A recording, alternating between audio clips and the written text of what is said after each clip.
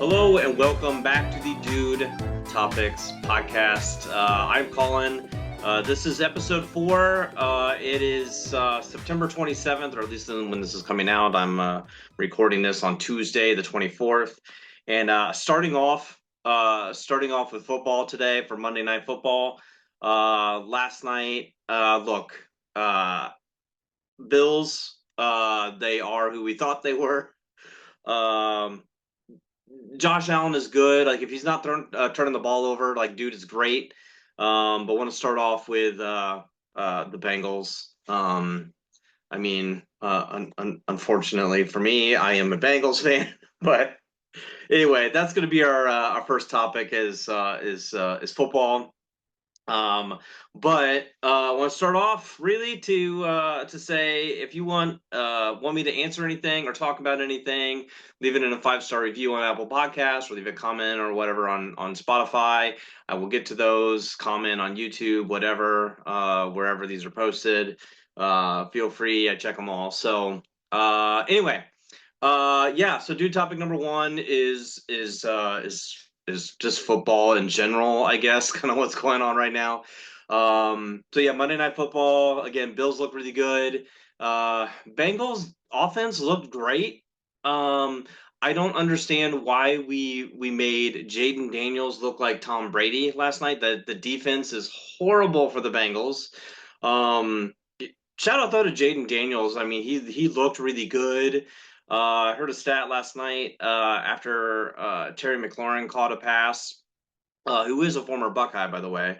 When he caught a touchdown pass, he's been in the league for like 5 years, 6 years, something like that. He's caught touchdown passes from 11 different quarterbacks. That's worse than the Browns. Like I'm pretty sure in that time frame, the Commanders have had more quarterbacks than anybody else. I don't know. I haven't looked it up. I am assuming that is accurate. It's speaking of scary, Terry, it's pretty scary that they've had so many. Bengals just need to get their act together. They're going to Carolina, which I'm going to talk about in a little bit.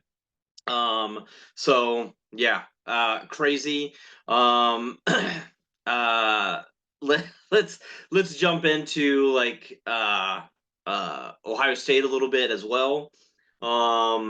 I was just going to talk really more about like Monday Night Football and Ohio State is just kind of my dude topic 1. But I did predict last week for Ohio State Marshall that they were going to win 45-10. Ended up being 49-14. So pretty close again. Again, it's Marshall, it's Western Michigan, it's Akron. So they haven't played anybody yet.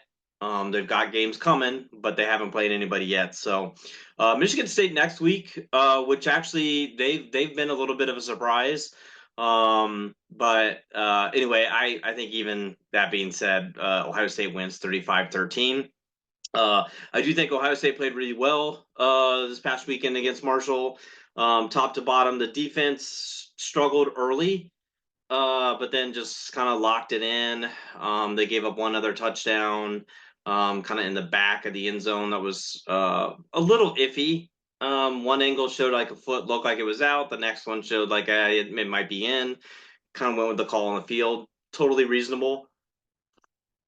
But offense looks, again, unstoppable. I don't know. I saw some things I've never seen before. Like the reverse, like double counter type stuff. I don't know if anybody like else caught this, but they did it 2 or 3 times maybe, where they literally pull one side of the offensive line one way, the other side the other way, quarterback and running. It's insane. It's a double counter where line mixes and quarterback and halfback mix. It opens up every single time they did it. It just opened up a giant hole. I think they only did it with Hendrickson. Sorry, I was like blanking on Henderson. Jeez. I just was watching Bengals. Hendrickson was on my on my mind. Trevion Henderson. So I think they only did it with him.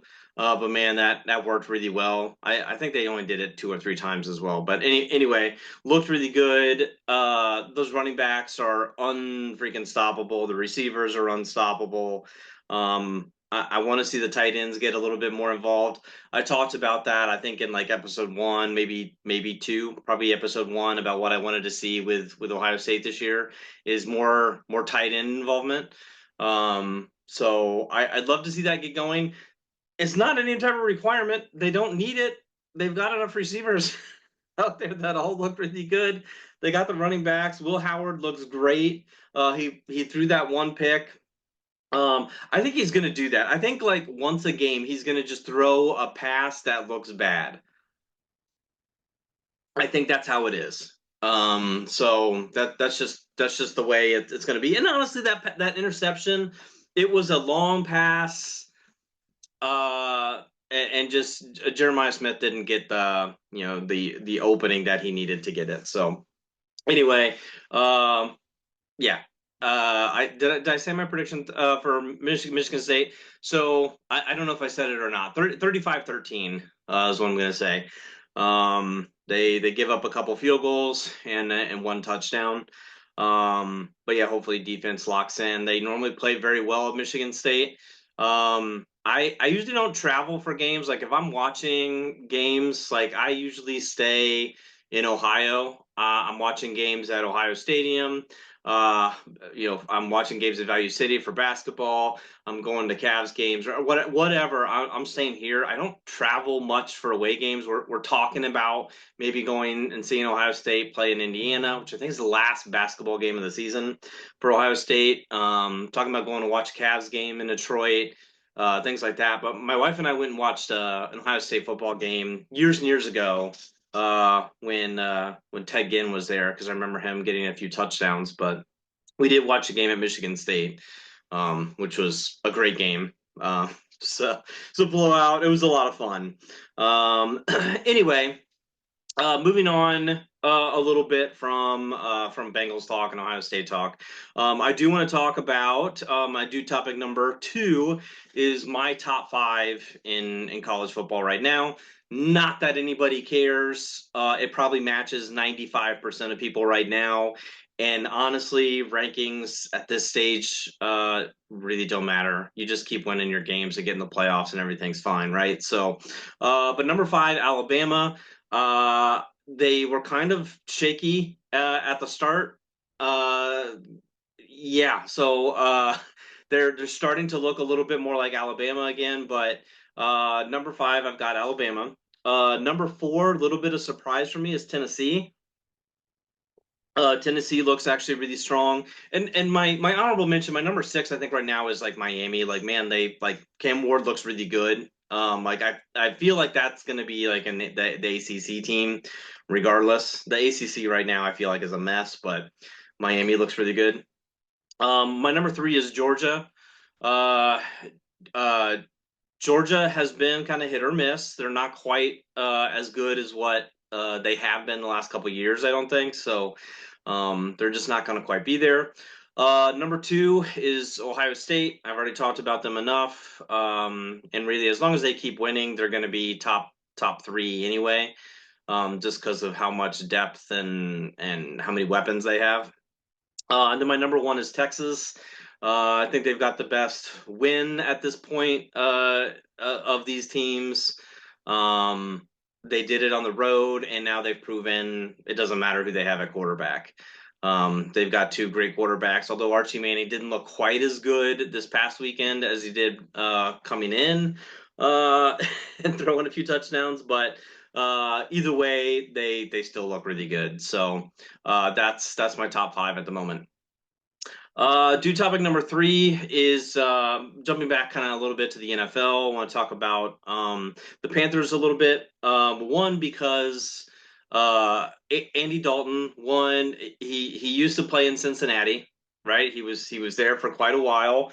Not a great quarterback, but a serviceable, manageable quarterback. He's not going to win you a bunch of games, but he's not going to make a bunch of mistakes. He's just going to go out and do Andy Dalton things, right? And but he he did look really good Uh, he did look really good in week 3. So I'm going to give him credit for that. But I do want to also talk a little bit about Bryce Young, um, and that the Panthers and really like are the Panthers like the new Browns? Um, it's kind of hard to say, but honestly, like I threw that idea out there before this weekend, before Andy Dalton went out and threw for 3 touchdowns and got them a win. Um, but Bryce Young, I hope he's not a bust. He doesn't look great right now, but I think honestly he's just defeated. I mean, overall, like yes, the Panthers got to win, but overall they're just not a great football team. They've got a lot of work to do. Um, uh, and really like uh, I guess like probably just Cam Newton himself. Like he had that locked down. Oh, I was like again when I was thinking about like the Panthers the other day. I'm like, why haven't they cycled through as many quarterbacks? Like I kind of felt like that, and I was like looking back at like their quarterbacks a little bit. Really like they've had like 3 first round quarterbacks drafted in Kerry Collins, Cam Newton, and Bryce Young. Everybody else was either like brought in or later rounds. So that's kind of bizarre that those are their first round quarterbacks. But Cam Newton was in place for a long time, so that obviously helps them. I'm hoping. I do wish. I'm not rooting against Bryce Young at all. I hope he comes around. He seems like a great dude. Good kid. I don't think the Panthers though have their act together really.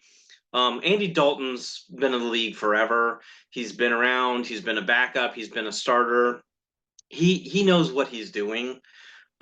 He knows how to get in and manage a game. Bryce Young just needs more time. He probably just needs to be, with the clipboard a little bit more. But that's fine. I kind of wish it was that way. But I know so many organizations are pressured anymore. Like you get a top 5 pick, they better be playing because clearly you took them because your quarterback situation currently sucks and you needed a quarterback. And if you're drafting that low, your record sucks. So you gotta turn things around. And like those CJ Strouds and stuff like those don't come along every day.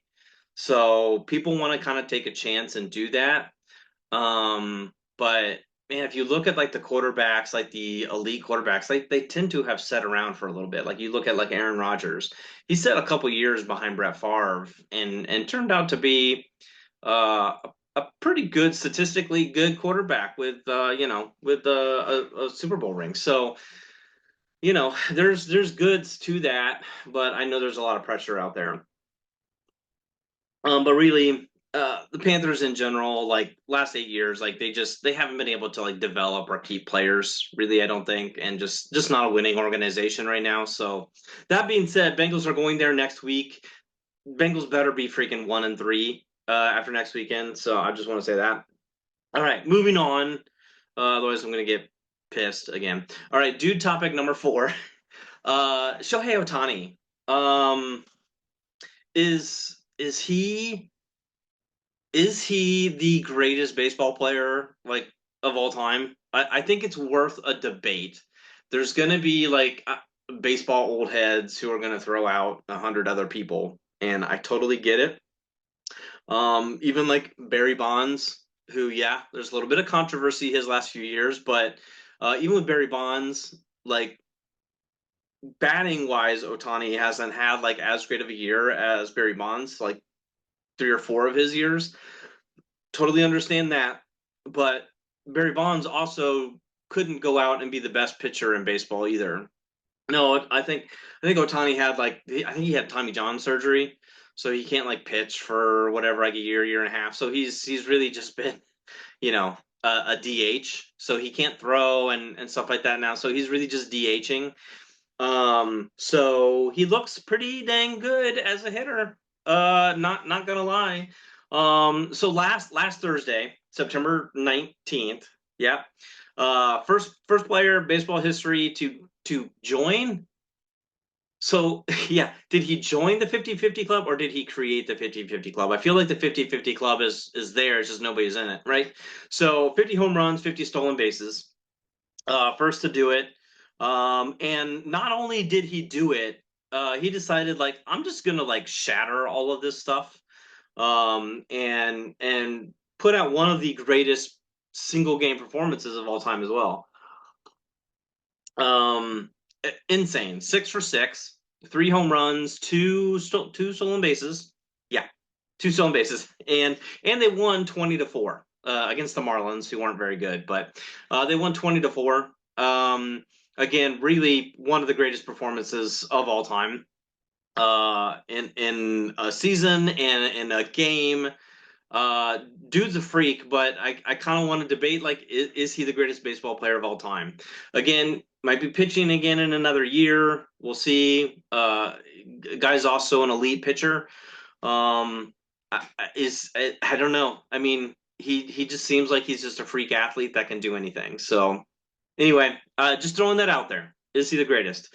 Now I admittedly like don't really watch too much baseball anymore. I'm also a Reds fan.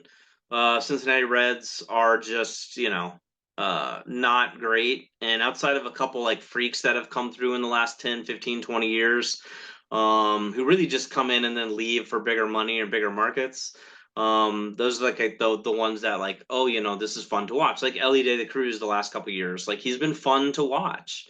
I love like really the only reason why I've turned on Reds baseball the last couple years is just to see him have fun playing, see if he can turn a single into a double into a triple, see if he can get an inside the park, those type of things. The guy is a speed demon. He's so fun to watch. But it's a struggle to watch Reds baseball anyway. They're really just the last like 20 years hasn't been much to cheer for. So, and David Bell, so their manager the last 6 years, 5 years, 6 years, I don't know. He just got fired. And there's only like a few games left in the season, so yeah, they got that going for them. All right, dude. Topic number 6 is Ninja. Um, his so I get where he's coming from. So this is Tyler Blevins, Ninja, the streamer, plays a lot of Fortnite stuff like that. I want to talk about him. Um, Dude just likes to complain. I've noticed that the last like few seasons. Now I get it, like he's very passionate about Fortnite. Like I played Fortnite when it first came out. Like, yeah, this is kind of fun, and then I got a little tired of it, and moved on to other things. Um, and then especially like after like a few months when people really started getting like the building figured out, and then people started building skyscrapers in seconds. Like me, like originally, like I was just using like just going out straight out like gunfighting, and then like slowly learning how to build like just a wall to use like a wall to hide behind. But now like people just sit there and build giant skyscrapers. I don't think it's quite as intense now. Now they also have like the no build mode, which is really the only mode I will play unless I'm goofing off. But in the last year, I've only played it a handful of times, and it was really just for content, for goofy content. I don't play it really for fun or competitiveness or just fire it up, solo. Like I just ain't gonna happen. But anyway, the last several seasons, Ninja has been complaining, and I want to have a heart to heart with him about that it's not fun anymore. It doesn't take skill, or it's this or that. These are the joys of getting older. Now I'm in my 40s. I now and he's I think 34. I think I just looked him up about a week ago. I think he's like 34. Um, Probably like for me, I didn't like notice like an actual drop off in actual like skill until like 37, 38. But I've never been in like high competitive gaming. Like I will be competitive and I'll play the Call of Duties and Halos, and I've obviously played a lot of Apex and things like that. I will be competitive with it. Um, but never at like a professional level where I'm trying to make millions of dollars in tournaments and things like that. Obviously, I'm not that skilled. I'm not that good. So when he notices a little bit of a drop off, he's probably extremely frustrating for him.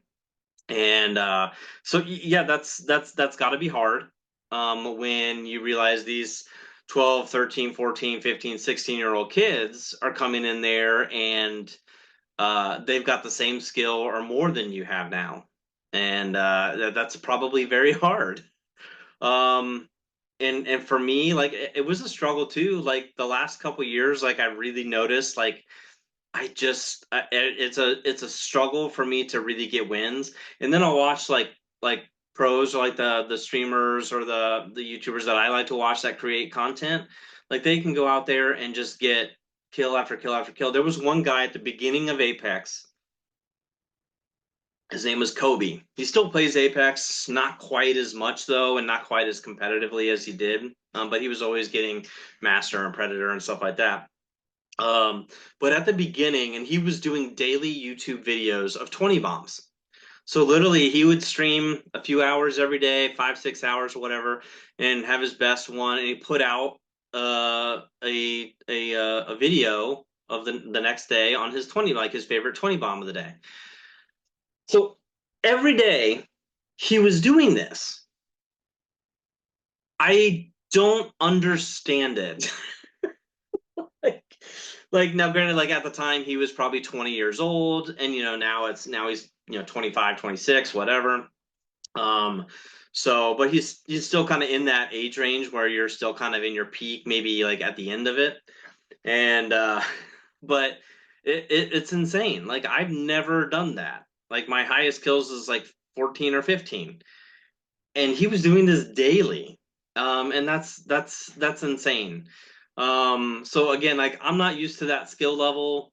But I've noticed a drop off from years ago, or like even when I first started playing Apex, right? I noticed a drop from then until now. I'm just not as skilled. Like season like 2 to 6 for me was like my peak level where like I could get wins all the time. It was a lot simpler.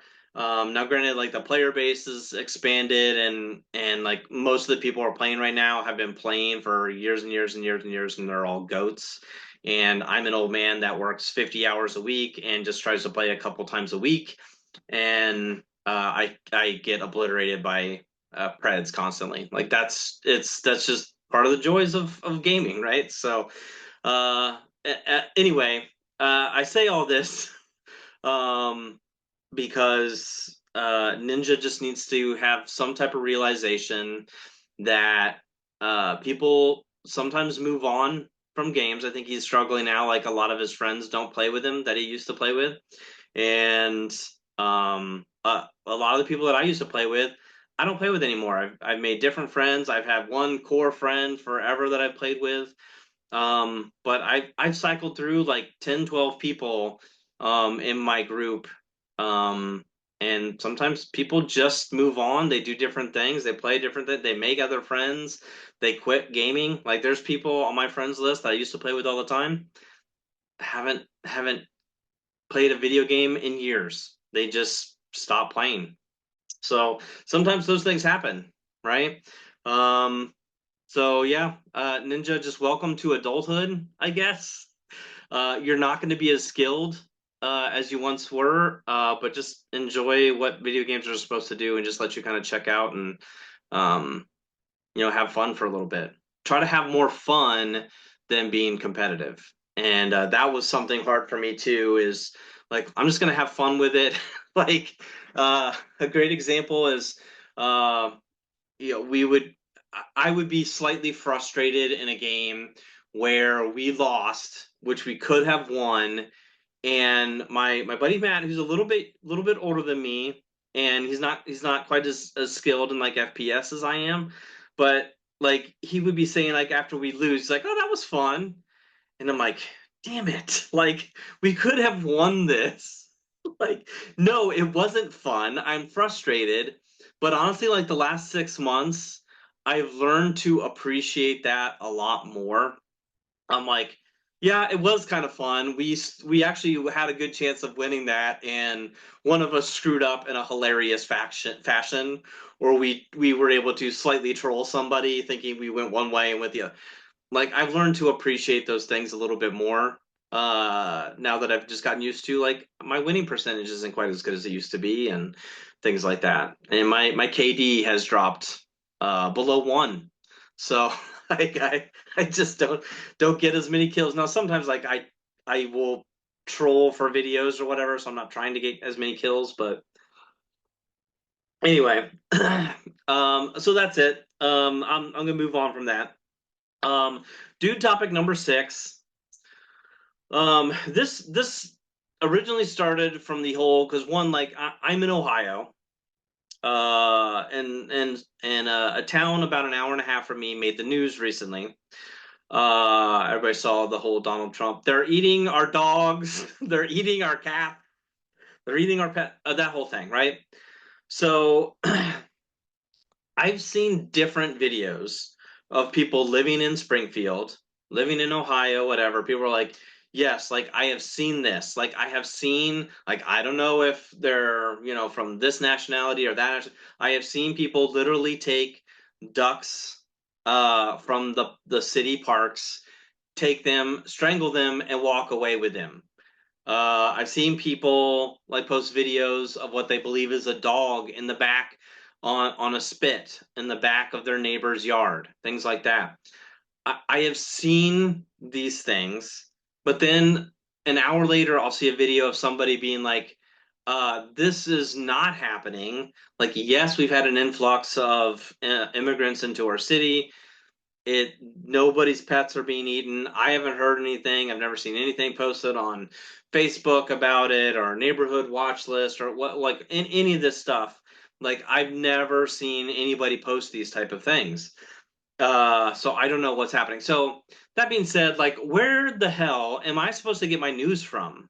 Right? Like how do I find accurate, truthful information?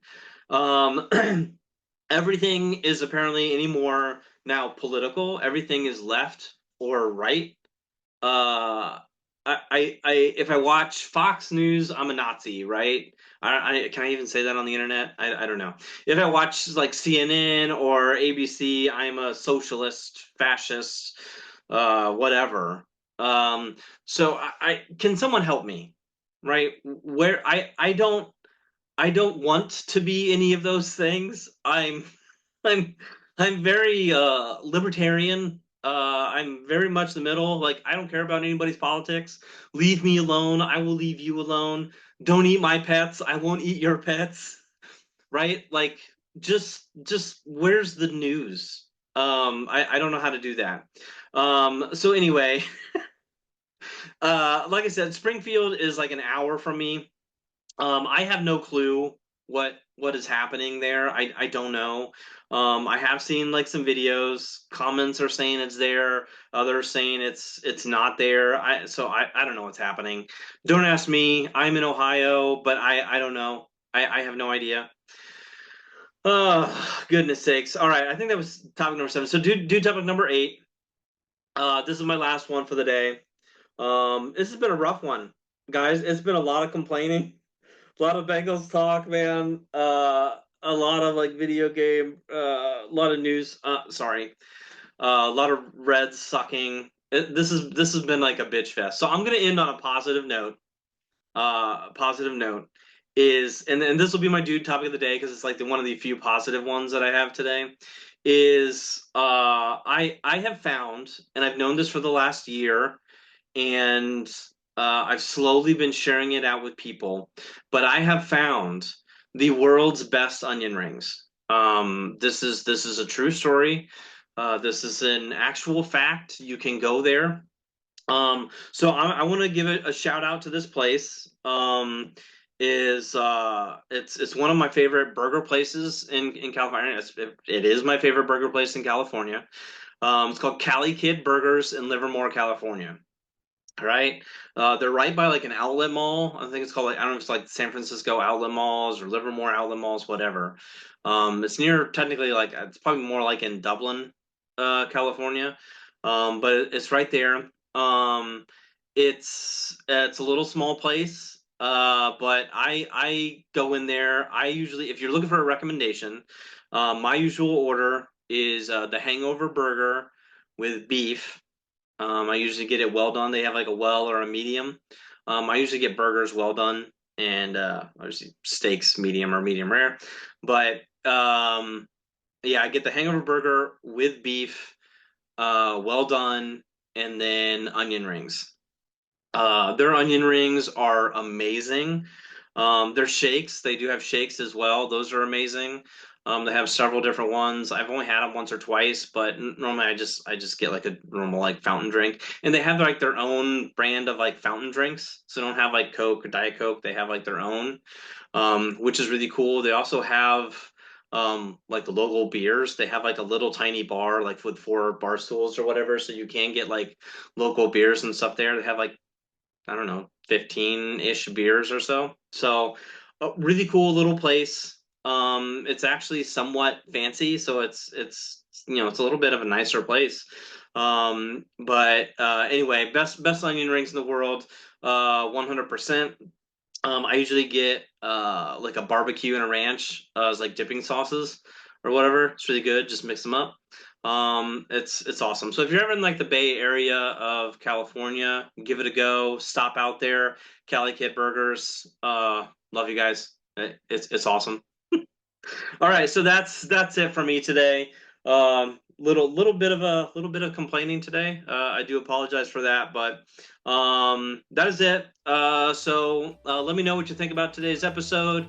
Again, comment on YouTube, leave a 5-star review on Apple Podcast, comment or whatever on Spotify. I'll answer those questions. And yeah, guaranteed leaving a 5-star review on the podcasts on Apple or Spotify. So that's it. And I will talk to y'all later.